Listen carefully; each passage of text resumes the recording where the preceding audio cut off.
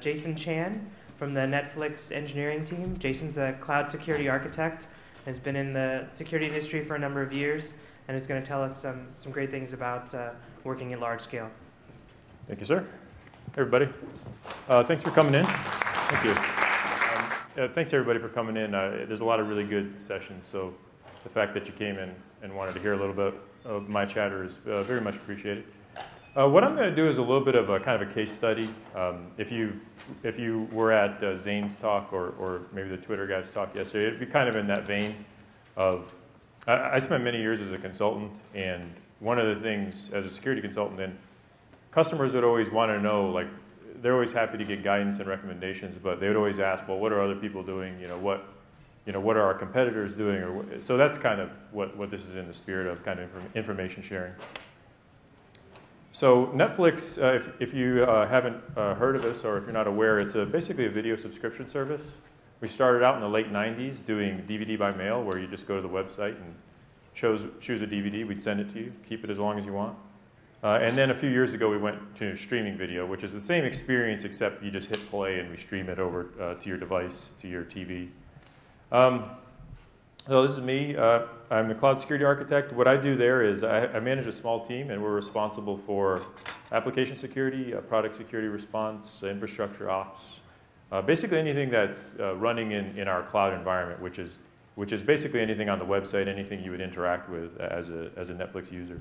So before that, I led the security team at VMware, and as I noted, spent many years as a consultant for a few different places. So this is. You can see by my scheme, I'm not really a design person, slide-wise, but I saw a few cats, so I did want to add one. This is a grumpy cat. So there's challenges, right? So there's quite a lot of really good advice out there. I just cite a few of these. There's a lot of really good books, websites. Microsoft is, very pioneering in terms of secure software development. But it's not clear what exactly works. This is, I like this slide. It's from a Forrester report from a couple years ago. Basically what they did was they asked like a couple hundred people who work in AppSec, what works the best? Like which practices provide the most value? And really, there's source code management, code reviews. It's not really clear that anything is a big winner. This is obviously subjective. So when you then throw in these new things like DevOps and cloud and agile, where we don't really have a body of knowledge on that yet, I don't think, or kind of experience as an industry. And then you add in the politics of your own organization, whatever tech stack or legacy you're dealing with. It's not really clear. That's why Grumpy Cat was grumpy. So there's all this good guidance, but what do you do given your own individual challenges? So to kind of set that up, I'll talk a little bit about Netflix engineering, how we're set up. And so we're in the cloud. This is part of the title, so I wanted to give a little run through here. So Netflix runs its service out of Amazon Web Services, which is a public cloud service, infrastructure as a service. We built basically a platform as a service on top of Amazon, and that's how we operate our service. There were a few reasons we went to the cloud. In 2008, we had a pretty big outage where it actually impacted mailing DVDs for about 3 days for a number of customers. And customers were mad. And at that same time, we were kind of kicking off streaming, and the executives were kind of thinking, oh, geez, we have to think differently about availability. And is managing our own data centers, is that really something we want to be in the business of? And that kind of leads into, this is Werner Vogels, the CTO at AWS. And they have this phrase, undifferentiated heavy lifting. So Netflix is an entertainment company. It's video, it's streaming, it's all about personalization and recommendations. Handling things like storage and networking doesn't really add anything. So if AWS can do it for us, we're happy to let them. And then there's also the Netflix culture. The Netflix culture gets talked about a reasonable amount in like HR and recruiting circles, MBA students and stuff like that. It's pretty interesting. It's an interesting place to work. But in terms of how it relates to the cloud, the key part of the culture is we kind of want to get the company out of the employee's way and let you move as fast as possible. So everything the way that we structure the culture and operations is very much in line with that. There's a lot of things that we don't do that you would see in a typical organization. And then just, if you think in terms of picking a DVD and mailing it versus actual streaming, you can imagine that there's quite a lot of difference in bandwidth requirements and CPU and storage. This is just a report you might see. So during our peak usage time, about a third of the traffic in the US is actually streaming, Netflix streaming. So it's a pretty large scale service, and we want to be able to grow it. So the cloud is really kind of a natural fit for us. So we're around about 99% in the cloud. There are a few things that we run out of the data center. So on the way to the cloud, we didn't just say, okay, well, we're running in the cloud now. This statue is meant to kind of represent our old way we managed the web app. So it was this monolithic Java web application that was deployed once every 2 weeks. Engineering teams owned little pieces of that. They checked in their code, and it went to production every 2 weeks. So on the way to the cloud, we exploded that model to where if you previously owned a library or a jar file or some service, that now is a network service. It's a network-based service, and that's how it's a distributed system now, and that's how things interact. And then what that means from a deployment perspective is that you now control the schedule that you deploy your service on. If you want to do it every day, that's fine. If you want to do it once a month, that's fine. You're not in the way. You're not tied to anybody else's release cycle. Also, you've probably seen a couple of these pictures. Also, we changed the organization. So we typically had this separate dev and ops organization. Now we moved to, I guess, DevOps, or sometimes we'll call it no ops, because we don't actually have a separate operations organization. Everyone involved with creating and deploying and running the website is in the same team. It's just engineering. We don't have a separate ops team. This is just a little bit, some numbers. Actually, I think we just announced, we just hit like 30 million paid subscribers, tens of thousands of systems, hundreds of engineers and apps. This is just some metrics from this week, about 250 deployments and tests a day and about 70 in production. So deploying code at Netflix is very instrumental to the way we approach security. And if you've seen some of these other talks, I think you'll kind of see why. So I'm going to go through it just a little bit. So this is a real common graph at Netflix. It doesn't even matter which app this is.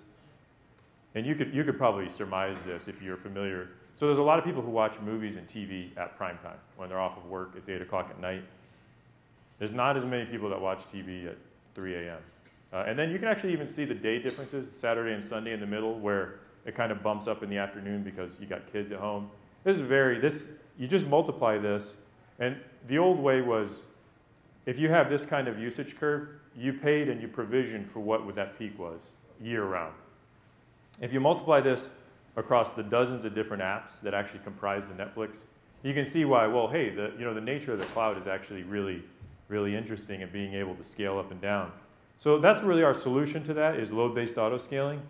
And this is a feature of Amazon Web Services. So the goal with auto-scaling is that the number of systems you're running at any given time matches what your load requirements are. The load per server is constant. So if your load average should be 10, it's always 10. And the only thing that differs is the number of servers that's managing that load. And it happens without intervention. And that's the auto and auto scaling. So you set a policy, you say, I want my cluster to be between 5 and 200 systems, and you just stay between there based on load. So the results are you're always adding or removing nodes. At 5 p.m. we're starting to add, we're starting to ramp up. At 3 a.m. we're ramping down. And everything has to be exactly the same as what is in the pool already. So for us, what that means is every time we make a change, a code change or a config change, we actually push an entire new cluster of systems. We don't make any changes, any incremental changes to existing systems. So deploying has to be super easy, because if you say, well, hey, I need to modify like a one-line config file, and I have a cluster of 500 systems, if you don't make that easy, then people will work around it, and you'll have other problems. So this is just a real brief walk through our pipeline. We use Perforce or Git for source code. You check in a change. You use our CI environment, continuous integration, to run your build. And what we do is we package the code and config as an RPM file, which is a Linux packaging format. And we have a Yum repo, which is just a kind of package distribution. So at this point, once your build is run, all your code and all your config is in an RPM. We have an infrastructure called the bakery, which takes our base image, our base Linux image, and then adds on whatever your app-specific code was. And then it bakes an AMI. So AMI is Amazon Machine Image, which is the VM template that's ready to launch. You add that with your cluster configuration and your policy, and now you have running systems. So basically what you say is, use this template based on these load characteristics. Always make sure my cluster has between 10 and 500 servers. And Amazon takes care of the rest. So it's super easy to get through this. It may look a little complex, but we have a number of tools that make it really easy. We have Asgard, which is a cloud orchestration tool we've open sourced, which you can do it just through a GUI. We have Jenkins, and a lot of people will do automated build and deployment. We have Odin, which is actually a client-side DSL for interacting with the build and orchestration environment for actually pushing code out. And we have a number of teams who are kind of doing some really interesting work on canaries, where basically every code check-in, once it passes your unit and your integration test, it would automatically get built to a canary instance, which would get automatically pushed to production. You can automatically analyze the performance and security characteristics of that one canary versus what's in production. So it's pretty neat. It provides some pretty interesting options for both engineers and security folks. Is all this deployment happening on cloud? So the question is all the deployment happening in the cloud? Yeah, and Yum and all that. Right. So if we go back here, the parts that we have right now in the cloud are so basically kind of the bakery, or actually the Yum repo on out. So we still have our source code for the most part in our data center. But we are looking at ways of pushing that out. So operationally, you can kind of think of what some of the changes would be. You're not making changes to running systems, right? People always say, well, one of the biggest risks is making a change to a running system. And that's why ops people say they don't want to make changes. There's no systems management infrastructure. We don't use tools like Puppet or Chef. Those are good tools, but we don't, since we're not operating in that manner, we don't need that infrastructure. There aren't as many logins to production systems. There's not this notion of a snowflake where every system is just a little bit different than everything else. And we have trivial rollback. I put rollback in quotes because you're not really rolling code back. You're just going to push a cluster that had an older bit of code on it. You're not actually going to make any changes to what's running. And then from the security perspective, you have to think differently. Some things are easier, some things are harder. When you talk about vulnerability management, well, for many years, I co-managed this mailing list, patch management mailing list. Maybe some folks were on it. There was always this talks about, oh, geez, I got to push these patches out. I got to hit 95%. And these aren't things that you think about in the same traditional way because you're not going to make those changes. You think differently about monitoring activity on those systems because really they're just these stateless nodes that are doing whatever task it needed to be doing. File integrity monitoring, again, if you're not changing anything, hopefully FIM should be an easier problem to solve. One of the things that makes it more difficult is forensic investigations because you got systems coming and going all the time. Well, hey, I got this log message. Well, that system was terminated at 3 a.m. So the org is different. This DevOps, the architecture is different. The deployment is different. And then what about security? So we've also adapted, and this is kind of what the sort of meat of the talk will be. What I was going to just do is just give some examples, but it felt a little haphazard. So I try to organize it to some degree into these sort of principles that we find some commonality of. These are things that if you kind of keep this in mind, you'll probably be successful. So one of them, which maybe seems obvious, but is integrate. I'll start with it at the organizational level. You want to integrate. So our team is in the engineering organization. It's in the product development organization. It's not like a separate silo, so it makes communication a lot easier. So tooling-wise, we talked about that base AMI and that bakery process of taking the image and adding on your code. So at Netflix, everything is based off of the same base AMI, the same image. So you can imagine, well, if absolutely everything of tens of thousands of different systems is always based off that same image, well, if you concentrate your testing there, then that's going to have a lot of impact. These are just some stats. Again, I just pulled these yesterday. Average age of a running instance is about 24 days. 60% of the instances are less than a week old. So you can imagine if you're trying to get security fixes out there, well, if you can make changes this quick and the systems are this new and are turning over this fast, it's easy to get security fixes out as well.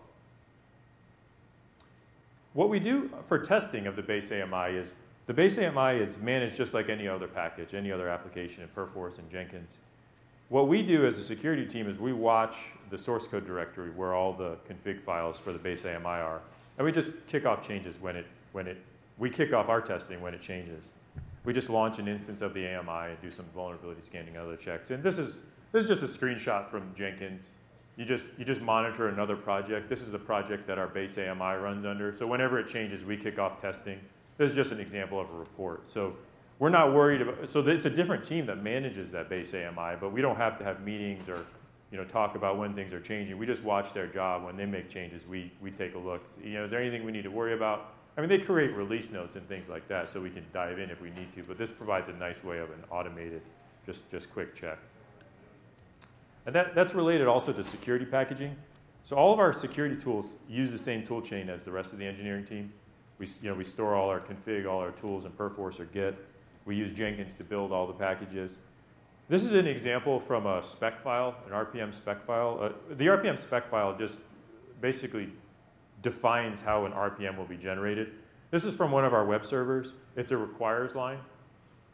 What that requires line does is it pulls in these different RPMs.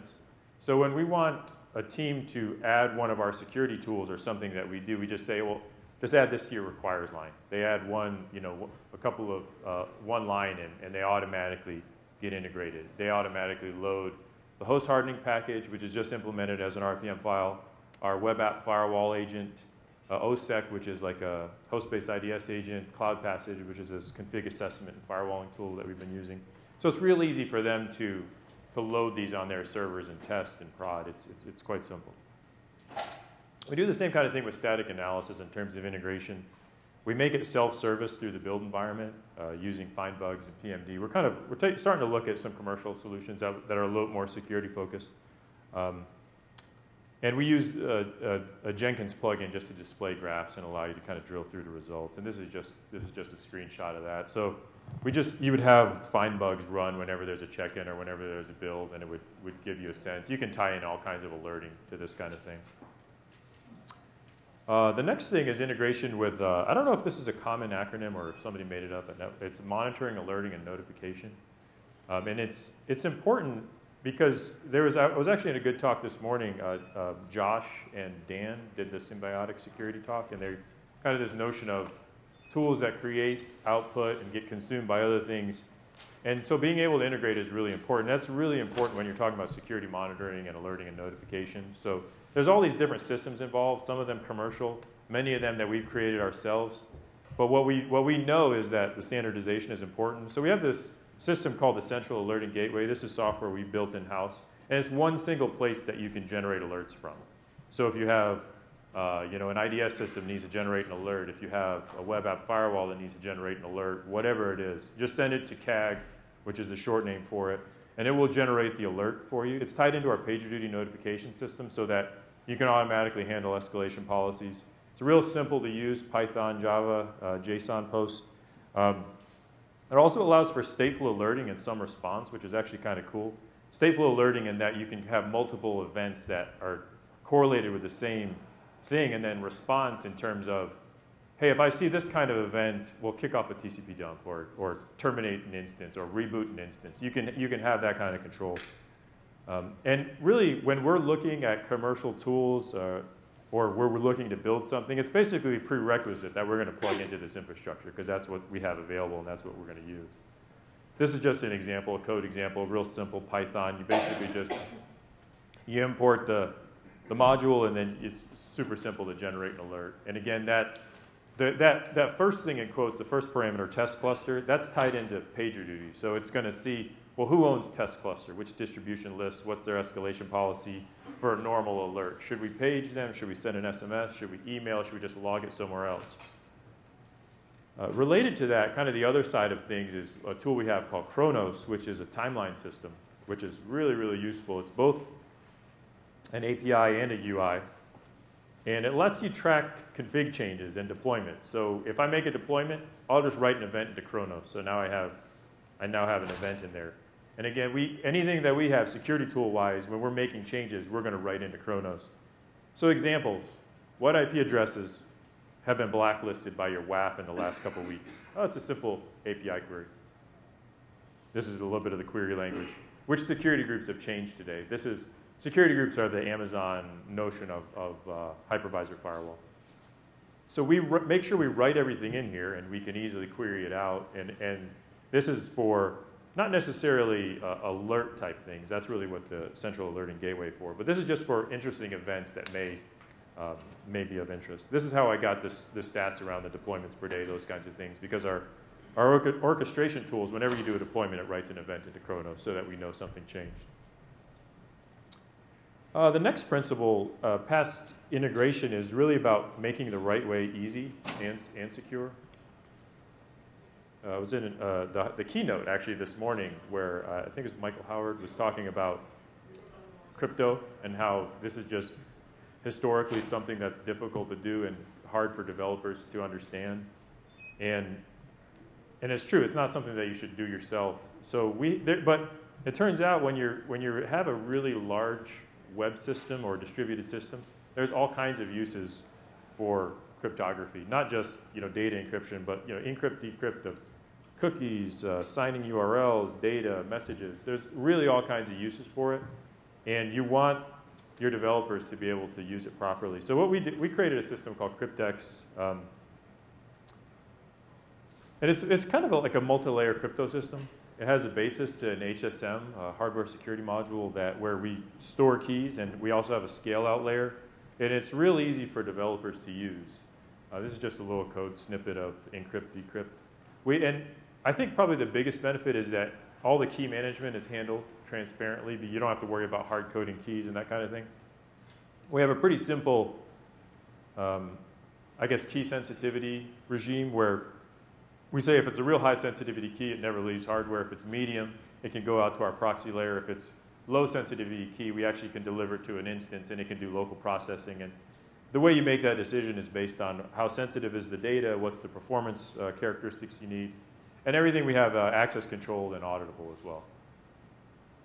So what we did there is you take something that is really useful but kind of hard to do right, and you just sort of abstract it away. Then you actually find that people will use it quite a lot. Another thing similarly we did to try to make things easy and secure is cloud single sign-on. When you're in the data center, when you have a web app in the data center and you want to, say, put an admin interface on it and you want to, say, authenticate against your Active Directory or LDAP, that's pretty easy to do, right? You just, because you have that network connectivity. When you're in the cloud, when you're in EC2, there is no route from the cloud to your data center. You can't do that kind of querying. There is no LDAP, there is no AD.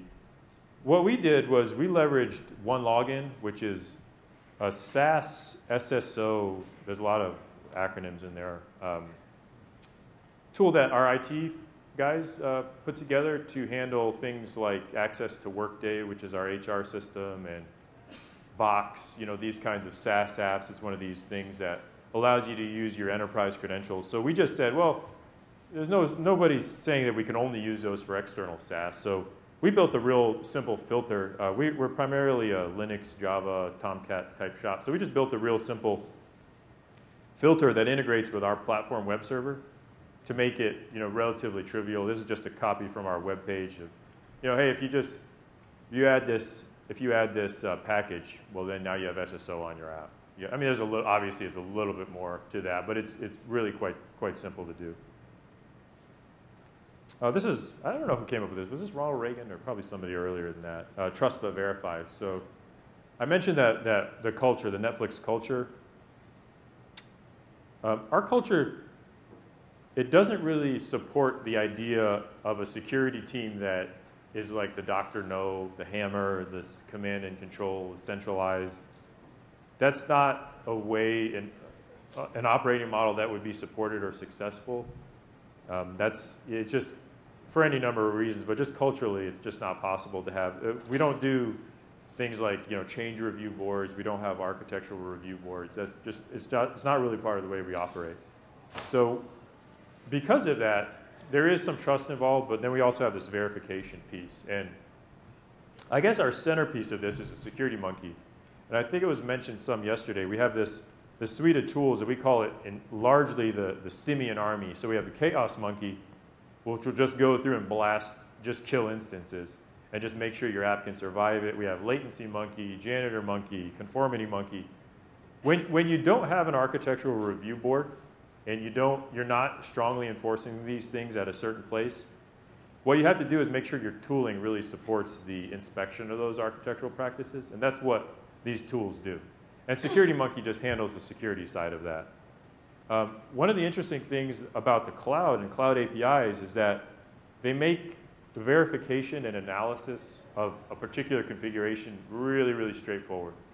I know it's not quite an AppSec thing, but if you're in a large enterprise, say geographically distributed, like financials, I remember as a consultant, sometimes you would go into these places and they have hundreds of different firewalls and they'd be different vendors, and now there's actually a whole market segment of vendors that analyze the flows that are capable through these firewalls and what can reach what. And that's impossible to do in a multi-vendor, really distributed environment. With the cloud, with AWS, that's just a real simple API call to describe the configuration, and then you write your own analysis tools. And that's one of the things we built into SecurityMonkey. We do other things here, like checking for SSL certificates. What's the cipher? Is it expiring? Again, there's a whole market segment of tools that do that, right? Because everybody's had that outage where a certificate expires. IAM is another AWS acronym. It's Identity and Access Management. It's kind of their user group policy permission. We keep an eye on those things. And then limits also. Limits in Amazon are kind of like the way that you DOS yourself, because every account has a limit on certain entities. Like you can launch 20 instances, and when you try to launch your 21st instance, you're not going to be able to. Of course, our limits are raised, but there are still limits. And we want to make sure that we understand where we are in relation to those limits. And this is just a little screenshot. This is one of the features here. We have this idea of exposure. We have a number of rules and analysis bits that will say, hey, this instance looks like it might not be configured right, or this cluster might not be configured right. We tie it in with Asgard. I mentioned the sort of PagerDuty notification. The way we set things up is that there's this notion of an application, and then that application has an owner. That application is tied into a specific distribution list of how they receive things. So if you own an application and SecurityMonkey finds something wrong with it, we're going to let you know. And that's how all the monkeys work. They'll just email you. So you want to keep your monkey email as small as possible. And this is just a sample of an email that we get. This is just an email telling us that in production, one of our security group rules changed. Kind of the next step that we took from SecurityMonkey was ExploitMonkey. And this is kind of how I got involved with the folks doing Gauntlet, which I don't know if you saw that talk yesterday, but it's a pretty cool testing framework. I mentioned that an auto-scaling group is how we deploy code. So when we deploy code, we build a whole new cluster and push it out, right? We don't make changes to running systems. So when an auto-scaling group changes, that seems like a good time to run another set of security tests, right? Because it's clear something changed. So that's what we do. We just have ExploitMonkey. ExploitMonkey is a generic framework for doing this kind of thing, like monitoring something, and when it changes, do something else. And then again, tie into Kronos and the CAG for alerting and notification and timelining.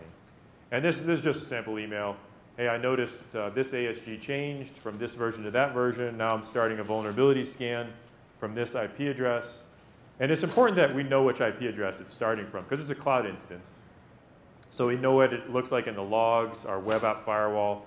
Well, because what we could do with this, if we wanted to, would be to automatically whitelist this IP in the web app firewall to make sure that if you wanted to get maybe a deeper amount of scanning.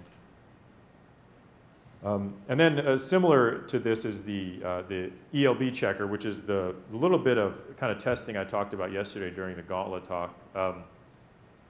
Amazon has this feature called Elastic Load Balancer, which it provides load balancing across data centers.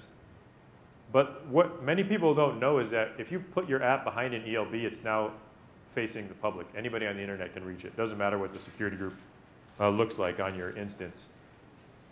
So what we found out is that engineers may not understand. So it's a self-service environment. People can create their own ELBs and push these if they want to. They may not understand the security features, what the right use cases are, or what other security measures or options you might have.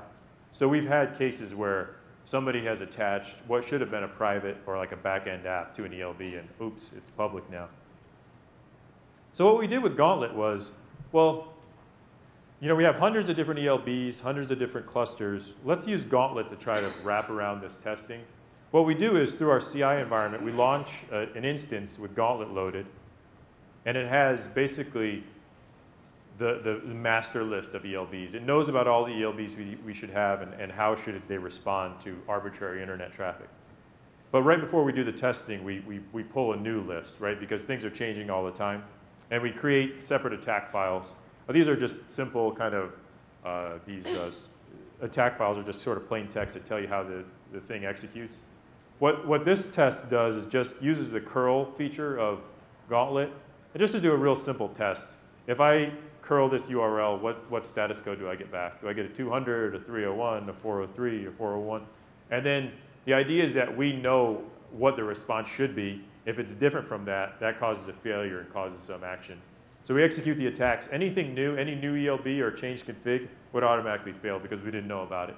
And anything that we did know about that's now responding differently would also fail.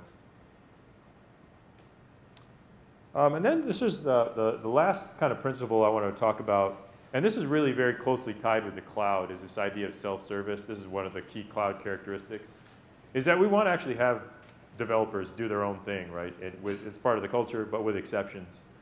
It's kind of that idea of when you go to whatever your favorite grocery store is and they have the self-checkout. You can go use that all you want, but if you want to buy beer, you know, they're going to get involved. That's kind of how we look at it. Even if it's security configuration, we're going to let the developers do their own thing to the extent where we feel comfortable that they're not going to cause a serious problem. So we do that with security groups, which is the firewall config. We allow our Asgard, this is our open source tool that we built. It allows you to manage your own firewalls, but there's certain things that you can't do. But it handles 95% of what a developer needs to do. They can very simply create a JIRA for any additional changes, and then Security Monkey keeps an eye on things for us as well. That's kind of the general approach there. So takeaway-wise, I guess lessons learned. We run a large service, pushes at a peak about a third of the U.S. internet bandwidth. There's lots of good guidance out there. If you combine that with whatever your own context is, it can help you jumpstart a kind of practical and pragmatic security program. And if you're moving to the cloud, you're thinking about things like DevOps. Well, it's also a good opportunity for security to update itself. And then just last but not least, just integration with your engineering partners. Couple of slides here, references. These are, if you're interested in any more stuff Netflix does, we open source a ton of our platform on GitHub. We have a tech blog where we talk about this kind of stuff. SlideShare, I'll put these slides up there as well. And then other stuff that I referenced is in there as well. What library do we use to integrate with AWS? We're primarily a Java shop, so we take the Java SDK and we build the platform layer. That's part of our platform as a service. So developers don't interact with it directly, but they call our platform. We do have a fair amount of Python usage, and for that we do use Bodo, which is the Python version. So what if because we mentioned we don't change running systems, what happens if you have a 0-day, you have something high risk, you want to get a change out fast? What we do is we traverse that same path. We would make the change to whatever code needs to be made. We'd launch a new cluster of that. And basically the way it works is so if you have, say, a cluster of 500 nodes running the old code, we call that, we have this notion of red, black, push, just because those are kind of Netflix colors. That's the red cluster, that's the old cluster. You bring up the black cluster, which is the cluster with the fix. They're both behind the same load balancer. And whenever you feel like it, you just cut traffic over to the new one. But part of the way that enables you to do that is in the cloud, it's really important to think about statefulness. And all those clusters are completely stateless. So we do have a persistence layer, right? So sometimes you can't just kill systems. And we use Cassandra as our primary cloud persistence layer. So what about these? For those, we have a separate way of updating. So we actually use that same yum process, but these are the only systems that are able to use it in production. So if we need to push patches out, we'll use yum to persistence. There's other things we have like memcache and things like that you can't just kill off. But really the 95% architecture is that they're stateless systems, they can be killed, and that's really what Chaos Monkey helps. And so if we had to make a change to base AMI or a platform component, how do you make sure everything else would work with it? We do have a test environment. Actually, one of the things we enforce, I didn't mention it, but before you can launch code into production, it has to be launched in test first. And it has to be launched via an auto-scaling group. You can't just make a change and go right to production. It actually has to traverse the test environment, and we enforce that through tooling. So you can't just come up with a change. So you actually do have to launch a cluster and test. And then what we try to do is, through that canary process, I mentioned the canary process where every change will automatically launch one instance that may take, it may be one instance out of a cluster of 400 or 800, but it's going to take some traffic. You can analyze how that's performing against everything else. So that's a good way to get that kind of visibility with low impact. Yeah, Perforce and Git are different. Why do they both exist? Perforce was the, as you can imagine, is kind of the legacy. I'm kind of like, I don't care. I mean, I don't write that much code. But we started hiring people who were like, so we had these people who wrote like, kind of a gateway, a Git to Perforce gateway, and then they just said, we're just going to use Git. So and that's how we handle all our open source stuff as well. So we manage it, I think it's called Git Enterprise or Git Pro, where our IT team manages some of that stuff internally, but all our open source stuff is actually out on GitHub. Yes. So you obviously deal with credit cards. So I imagine that's part of your AWS cloud system. Have you had any challenges dealing with PCI compliance? And because the way you do things are very different from the way it's built generally. Yeah. Good question. So PCI, that's kind of one of my real big focuses through the end of this year, because I mentioned that we're 99% in the cloud. That kind of remaining piece is the data center. It's the credit card handling. We want to be able to, but part of the problem is our data center is in Santa Clara, California, right? We just released to like Denmark and Sweden last week. We don't want to have, European subscribers' ability to sign up or change their credit card dependent upon data center. So we do want to move that to the cloud, and we're kind of working through that now. In terms of, do I envision challenges? Honestly, the biggest challenge I think we'll have will be on the auditor side. Just auditors are probably, they're just not that, like the idea of distributed systems, it's kind of a different, I think it's mostly going to be just kind of education and kind of educating them how things like continuous integration and deployment and automated analysis are in some ways better than maybe the old way of doing things. But I think it'll be an interesting next couple months. Oh, we're out of time. Thanks everybody for coming. Appreciate it.